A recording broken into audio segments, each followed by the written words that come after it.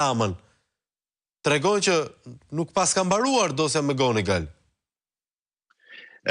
Dosja me Gonigal, sipas të dhënave, është në shqyrtim, kërkohen fakte të tjera, s'ka nevojë që me Gonigal të bëhet i penduar, se Rama është kokë e këmbë në dosjen korruptive, nuk mund të ketë korrupsion të njanshëm që me Gonigal të ketë ushtruar një veprimtari në Shqipëri dhe shqiptarët dhe bashkëpunëtorët me të, do më thënë të mos jenë të përfshira, korrupsioni kërkon 2 palë dhe në Amerikë dënohen të 2 palët në këtë veprimtari. Së dyti, me Gonigali ka gjetur një person dhe pse pikërisht personi i cili ishte i angazhuar në dosjen për të dënuar presidentin Trump me një veprimtari të ashtu quajturit pro-ruse, gjenë mikun e tij pikërisht e Edi Rama. Do me thënë, vinë të dy në Shqipëri, bashkëpunojnë, kanë interesat përbashkëta për naftën, kanë interesat përbashkëta në autokratë si Deripaska, të lidhur me Rusin dhe kështu më gjërë. Prandaj kjo është një nga dosjet që de facto Ramën e ka kryqëzuar. Nuk ka nevojë për mendimin tim, Flavio, që të rihapet kjo dhe të presim që Rama të marrë një ndëshkim. Në sytë e administratës amerikane, Rama është një njeri i korruptuar. Por Rama ka diçka tjetër. Rama është një person që mund të ndahet perëndimi nga ata, sidomos Shtetet Bashkuara të Amerikës, në 2 raste. Në rastin e parë është veprimtaria e vazhdueshme me Soros, shpërdorimi i fondeve të qytetarëve amerikan, taksa paguesve amerikan, duke përdorur eksperimente të cilat më vonë dhe një pjesë e fondeve të ardhura nga Sorosi dhe USAID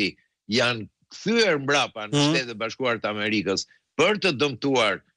qeverinë amerikane dhe veprimtarinë e një shteti demokratik, superfuqisë kryesore në botë. Kjo është e para. Dhe e dyta, lidhja e Ramës me krimin e organizuar dhe kartelet. Do me thënë, ne nuk duhet të presim vetëm te me Gonigal, por ky është aq i korruptuar sa këtë çdo ditë që mund t'i heqësh, t'i hapësh kapakun në një veprimtari, ky është kokë e këmbë brenda si njeriu më i korruptuar. Kush e mbajnë? E mbajnë pikërisht ata lider, të cilët jo vetëm ky ka bler influencë, por përfitojnë nga ky. Ju e keni parë se si presidenti Macron ka ardhur në Shqipëri, e ka uruar pas zgjedhjeve farse të 11 majit, se pikërisht ky i ka mundësuar një fjalim përpara samitit të madh të Davosit të jugut, të vendeve arabe që u bën në Shqipëri, u e mbani mend, gjëra të cilat mendohet që janë tepër përfituese për presidentët që mbarojnë mandatet e tyre, edhe Rama e njeh mirë këtë gjë. Kështu mban Tony Blairin, kështu mban ish kryeministrin italian, të cilët nga dita në ditë po futen në veprimtari ekonomike dhe sigurisht ashtu siç veprojnë organizata të tjera, edhe ata mundsojnë pasurimin e tyre në pozicione private. Prandaj, për amerikanët është shumë e qartë, puna është kur do të kthejnë vëmendjen dhe rasti i djeshtëm që nuk ishte thjesht një shaka që Rama kërkonte që ta mbulonte këtë Flavio, por reflektimi në shtypjen amerikan që tallet, unë dua të them që nuk do të jetë kaq e lehtë për t'u haruar, jo vetëm nga kjo administratë që mbron presidentin e saj, po edhe nga vetë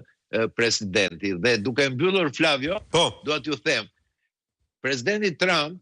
sado është komunikativ, është njeri që ka qef të marrë pjesë në bashkëbisedim me shtypin, por është dhe i drejt për drejt. Edhe me miqtë e tij, do më thënë që ai ka respekt për njerëz shtetar të fuqishëm, si presidenti i Turqisë Erdogan, ju e mbani mend,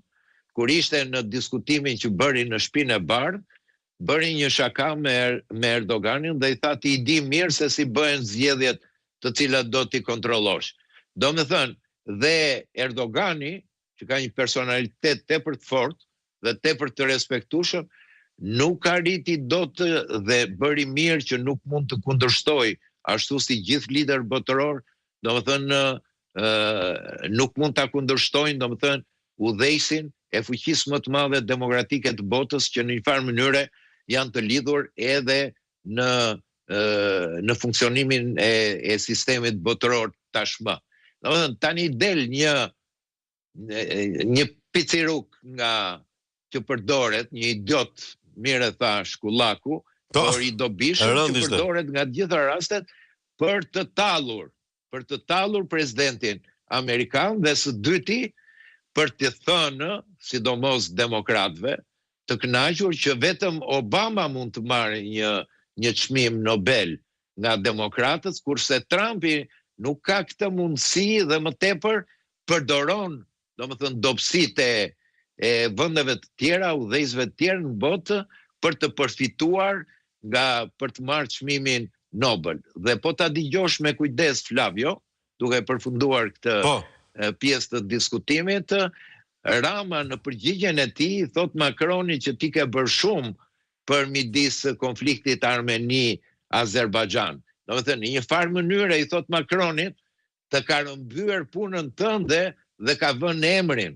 Domethënë, kjo është një tallje shumë e madhe me prapaskena të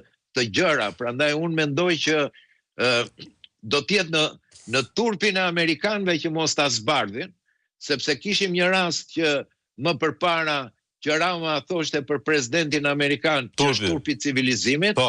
dhe vonë kuptuam që ambasadori Li ishte i sponsorizuar nga Sorosi për pozicione diplomatike. Absolutisht. Me që jemi në teori, Nesho, le të spekulojmë pak. Nëse Edi Rama ka informacione që i ka punët keq, po shumë keq me amerikanët në këto momente, a nuk do i leverdiste të inskenonte atë